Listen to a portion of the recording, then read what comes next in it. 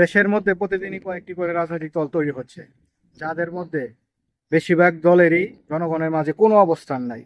শুধুমাত্র কিছু লোকের ফেস ভ্যালু দেখিয়ে তারা দল তৈরি করে নিচ্ছে। একটি গল্প বলি, শুনেন।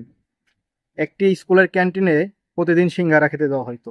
তো সিঙ্গারা খেতে খেতে ছাত্ররা বিরক্ত হয়, এক পর্যায়ে ক্যান্টিন কর্তৃপক্ষের বিরুদ্ধে বিদ্রোহ ঘোষণা করে, যাতে টিফিন থেকে সিঙ্গারাকে বাদ দেওয়া হয়। কোনো উপায় না পেয়ে ক্যান্টিন কর্তৃপক্ষ সেই দাবি মেনেও নিল।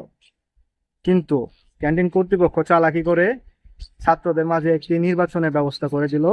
যেই খাবার বেশি ভোট পাবে সেই খাবারই হবে আগামীকাল থেকে টিফিন। তো ছাত্ররা তো মহাখুশি। তো ভোট শুরু হয়ে গেল। 40% লোক ছাত্রছাত্রীরা সিঙ্গারায় ভোট দিল, যে তারা সিঙ্গারাই পছন্দ করে। 30% লোক বার্গারে ভোট দিল। 20% ছাত্রছাত্রীরা পিৎজায় ভোট দিল এবং 10% ভোট দিল ভাতে। নির্বাচন শেষ হলো এবং 40% ভোট নিয়ে সেই পুনরায় সিঙ্গারায় বিজয় হলো। তো গল্পটা বলার উদ্দেশ্য হচ্ছে, যখন স্বাধীনতার জন্য সবাই প্রয়োজন ছিল, তখন সবাই এক কাতারে দাঁড়িয়ে স্বাধীনতার নেতৃত্ব দিছে এবং দেশকে স্বাধীন করছে।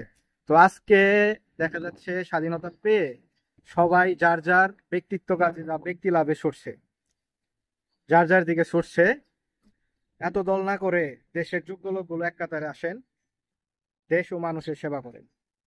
নয়তো বা সেই সিঙ্গারার রকম 40% ভোট নিয়ে দোসররা আবার ফিরে আসবে এবং এই ফিরে আসার সুযোগ আপনারাই করে দিচ্ছেন। ধন্যবাদ।